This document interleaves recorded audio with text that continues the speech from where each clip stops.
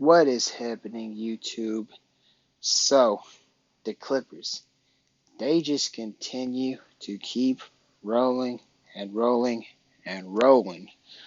The Clippers have yet to lose um, during the month of December, and it's amazing to see.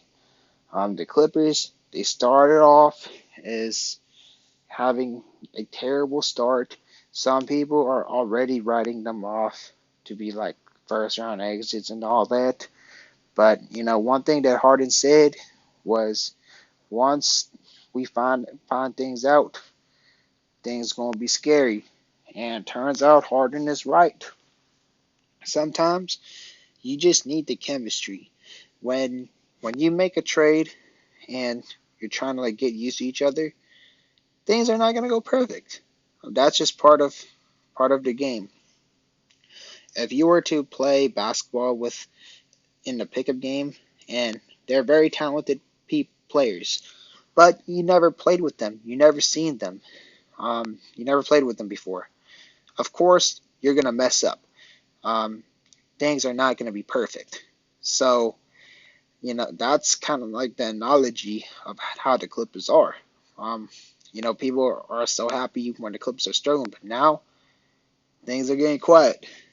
Things are getting quiet. And Kawhi Leonard, he's reminding people who he is. I'd say he's the best basketball player in the world. Let me see. Another thing is, Clippers just dominated all 4 quarters. This is the Clippers I like to see.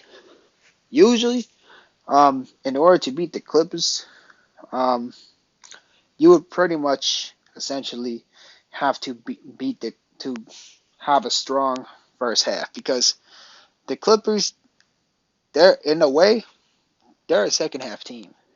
They're usually a second half team. But so basically, you have to go strong against the Clippers in the first half because if you don't, most likely the Clippers essentially won the game. Um, and being a second half team is a great thing to be. And the Clippers dominated all 4 quarters. And the Kings, they're not a pushover too, bro. The Kings, they have a really good squad. They just need some defense. They just need another piece. Um, they kept fighting. They kept fighting. Um, things are going so well for the Clippers, and it's amazing. But anyways, let's go player by player. Paul George sucks. He had a groin injury, but he was doing his thing, rebounding, playing defense, doing his stuff. Turnovers a little too high, but it's all good. But he doing his thing. Kawhi Leonard, amazing. Kawhi Leonard. This is why I say he's the best basketball player in the world. People can say whatever they want about him, but Kawhi Leonard has zero basketball weakness. And I'm not even trying to talk as a Clippers fan. There's no weakness of Kawhi Leonard. LeBron James, his weakness is not having a bag. And, sometimes his threes are not, like, consistent. Although it's been falling, and playoff time, yet he is pretty dominant. But Kawhi Leonard has no weakness. Nikola Jokic, defense hasn't been it. Offense, though, he's amazing. Um, who else? Um, Luka Doncic, amazing on offense. Defense is not really it. Um, who else? Who else could I think of? Giannis, really good on defense. Offense, he's good at driving to the wreck. But if that man shoots a jump shot, it sometimes goes in if he's lucky. But a lot of the times, it gonna be an air ball. So this is why I personally say Kawhi Leonard is the best basketball player in the world. If you give him health, that's all he needs. That's all he needs. Best basketball player in the world. Zubac, finally, he's been stepping up. Zubac, he has his moments when you're like, what the heck is he doing? Like, dude can't catch the ball. Dude makes like the dumbest fumbles possible. But when Zubac is serious, when he doesn't have his flaws, when he does the jobs of big, I like Zubac. But I understand the other side sometimes. He has annoying moments. But we like a Zubac that rebounds and makes some baskets, you know? And that's what he did. James Harden, 15 points, pretty solid. Moved the ball well. 7 assists, 6 rebounds, plus 26. I'm still not feeling comfortable about the trades that happened. We traded Robert Covington. Sucks to see him go. Traded so many draft picks.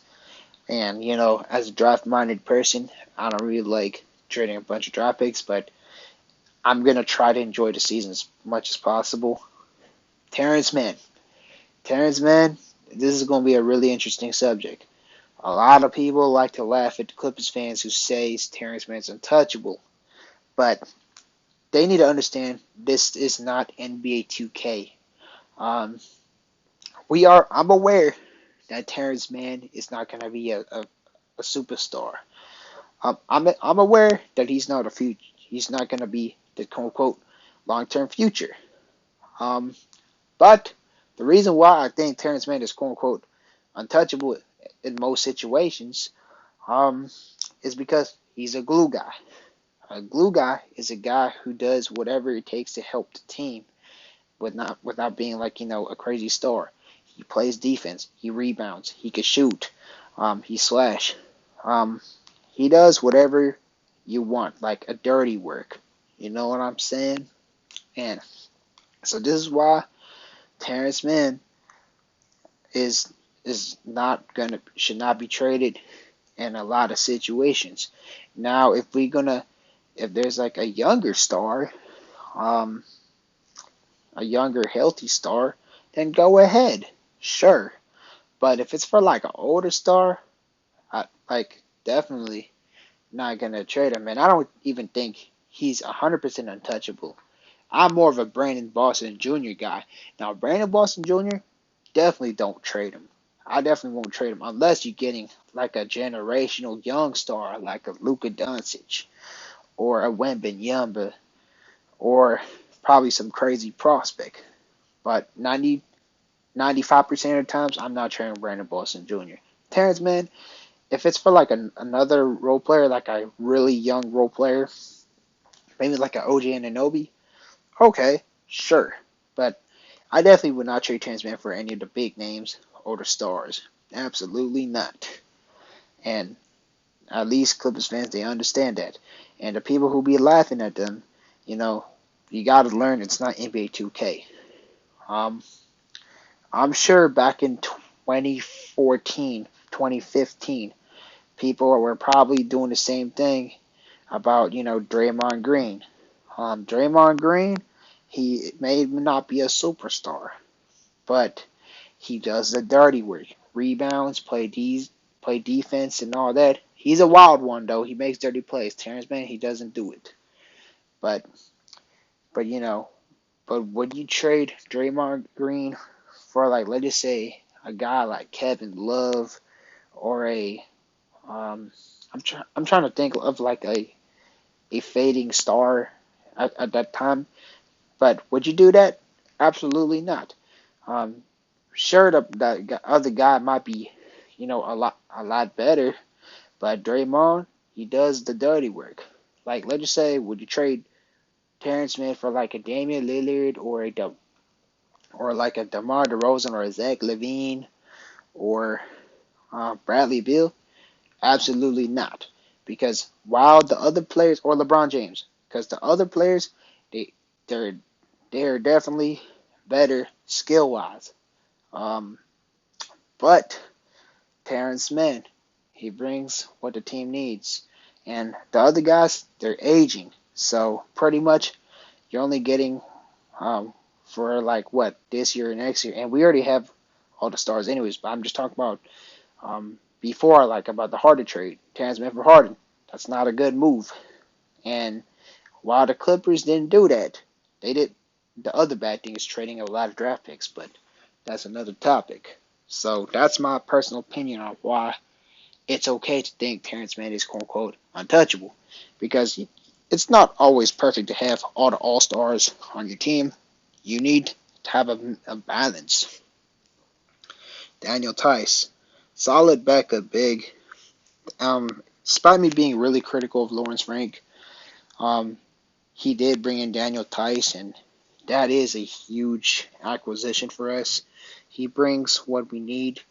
Um, he's everywhere. He always tries to hustle. Defense, it's not perfect. He always gets crossed up, but sometimes when you get crossed up, it shows your effort because you're willing to play defense. Um, that's probably me being kind of like coping, but it kind of is true. Like especially if you get dunked on, like if you get dunked on, that shows that you try to play defense. Because some people they would just run away. They would just run and let you get the free dunk. But some people they would try to contest that thing, especially like Zubac. Um, Pretty efficient backup big. Russell Westbrook, amazing as usual. Rebounding and assists, 8 points. Very amazing player. I hope the Clippers keep him for the rest of his career. I think we will. This is his home. Clip Nation treated him pretty well. The fans love him, rightfully so. And a lot of us doubted the acquisition first, including me. But now we stand with him. We stand with Russell Westbrook. Norman Powell. Norman Powell, he had a really good game. 15 points, 2 assists, 1 rebound, a plus 26. Um, Pretty good player. Kobe Brown. Kobe Brown. Even though I wasn't a crazy fan of him, I was not a fan of him at all during draft night. I wanted G.G. Jackson from South Carolina. But I got to give him his props. And another props I've got to give is Ty Lue. I'm also a huge critic of Ty Lue. But this season, he definitely shown his ability to change his ways. While he doesn't ideally play the young players, he actually tries to make an effort this time. He actually adjusted by first starting Robert Covington. Then when Robert Covington got traded, we played PJ Tucker. PJ Tucker, as much of a hard-nosed player he is, his offense is so-so. He can't really move the ball pretty well. It would be an air ball if he shoots. He brings rebounding, but offense doesn't bring too much. Defense, I respect. But Ty Lue, he saw that, and then he went with PJ Tucker as Kobe Brown to replace him as a backup big. And Kobe Brown, he brings what PJ Tucker brings, but he brings the offense as well. He can move the ball well. He can space the floor. He's more reliable at trying to put putbacks and all that. Pretty solid backup piece. He could definitely be an X factor of this team. But now let's talk about the people who got the bench warmer. Xavier Boone, didn't do too much. 2 assists, 2 points. But nevertheless, he is a qualified backup point guard. Hopefully a team picks him up. Amir Coffey, 2 points. He did all right. Bones Highland. It really sucks to see him not play minutes. Bones Highland, that dude's a baller. He's a bucket. He's hard to lock up. He does his thing. Hopefully, eventually, during trade deadline, when the Clippers make an upgrade, or they try to invest in long-term draft capital, which I prefer to do. Hopefully, and then, like I said, just because you want a player traded doesn't mean you don't like him. And I always frequently package Norman Powell in trade package. Hopefully we could, use Norman Powell and PJ Tucker as trade leverage to get some good assets to make this team even a more better team. Because Norman Powell, you could get a little mini haul the way how he's been playing. He's been lights off. He does his thing. And a lot of teams could use Norman Powell and PJ Tucker. Some teams, they won't mind throwing like, you know, a little acid, like maybe a future second and all that, or maybe a really like a project young player, for PJ Tucker. Because PJ Tucker, he brings the hard nosed defense and he brings the mentorship. So they could do that. You never know. But I'm liking the way how this team is going, man. Started off as really slow, but now we're looking good. Let's talk a little bit about the Kings. Sabonis, 15 points, 10 rebounds, 3 assists. Defense, was getting cooked. Not a bad thing. It's because we're the Clippers. Just a good team. Harrison Barnes, he was quiet, didn't do much. Keegan Murray, he was not hitting his threes whatsoever. He usually hits his threes. Thank goodness he didn't in this game. De'Aaron Fox, 14 points. Not a good night from him. Kevin Huerter, terrible night. 1 for 8. Trey Lyles, got rebounds, but other than that, he can't do much. Vazenkov, 9 points. He did solid rebounding and assists. Davion Mitchell, he is terrible. Malik Monk, I shouldn't say that Mitchell was terrible. It's just he wasn't a factor. Malik Monk, even he hasn't been doing much. 5 assists, 8 points. Duarte, Ford, Ellis, they did their own things. Garbage time minutes. But overall, the Clippers just dominated Kings every aspects of the game. We played good defense on them, and we kept scoring on them. The Kings, they're a pretty good team, but it's just the Clippers are a way stronger team, and I'm impressed because it was a back-to-back game as well too. The next game, the Clippers play as the Golden State Warriors. Hopefully, the Clippers win, but I don't know if we're gonna actually win that game because the Warriors, they have a chip on their shoulder, and you gotta lose eventually. So we might probably lose to the Warriors, but if we win though, that would make me smile. But anyways, let me know what you think about this team, man. Obviously, we all feeling good and we rolling. We rolling. But anyways, this should definitely end this video. Thank y'all really much for tuning in and peace.